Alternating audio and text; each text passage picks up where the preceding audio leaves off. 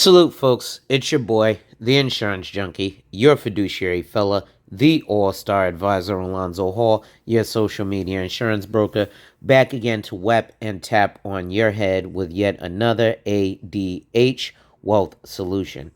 Today, I'm going to talk to you guys about the numbers when it comes to life insurance. But before I continue, make sure you hit that like, drop a comment, subscribe, and hit that notification bell so you're made aware every time I release new content. And as always, share, share, share. Lastly, to contribute to channel growth or to schedule an appointment with a licensed financial professional, the links are in the description of this video. So, ladies and gentlemen, it gets very frustrating because most Americans are underinsured. Why? Because they haven't held the particular death benefit amount of their, or the particular amount of their death benefit in their hands liquid at one time. So they think that that amount is substantial because they're like, man, if I had $250,000 right now, I could do a bunch of stuff. Right, but you'd run through that $250,000 in less than a year. And then you'd have nothing else to live on.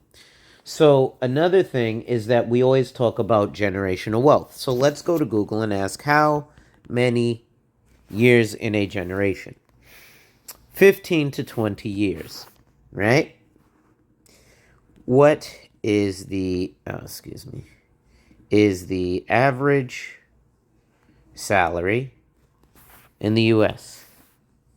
$63,000, right? As of Q4 2023, it was $59,834. Nationwide visas, I'm not going to look at. So about $60,000 a year, right? So if I pull up my calculator,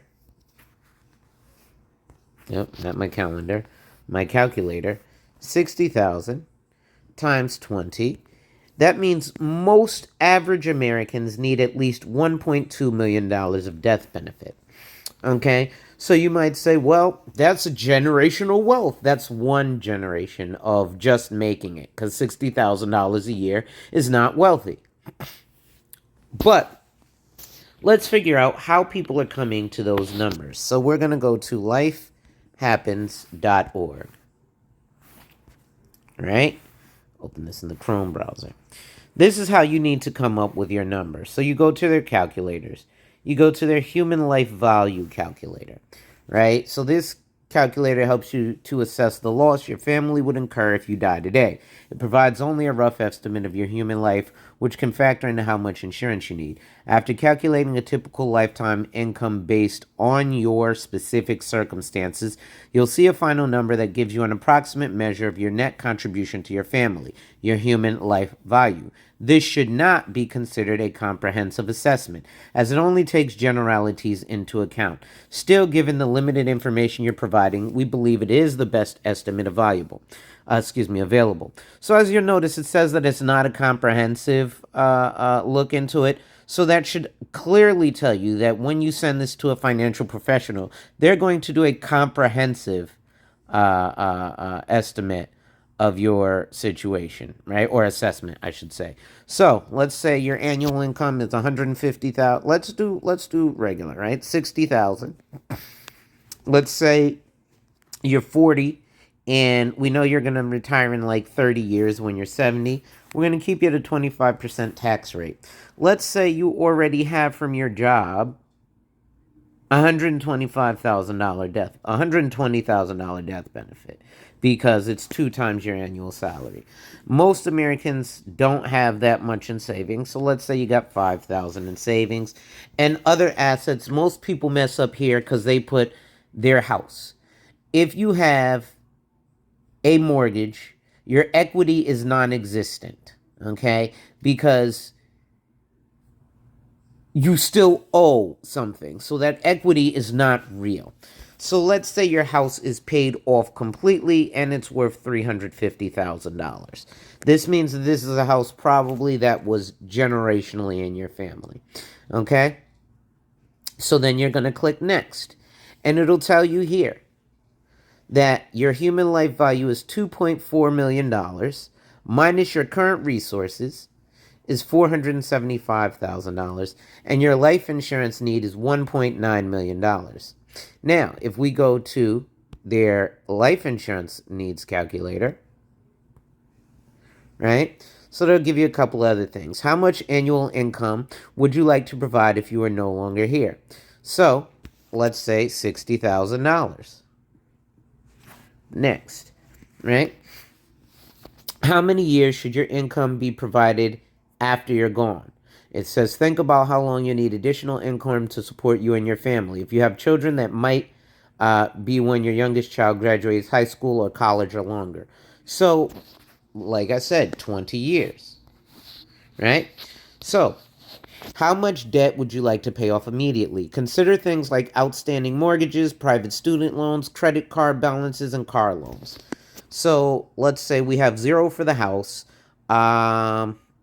Let's say you got a nice car, so we're gonna say 87,000 for the car.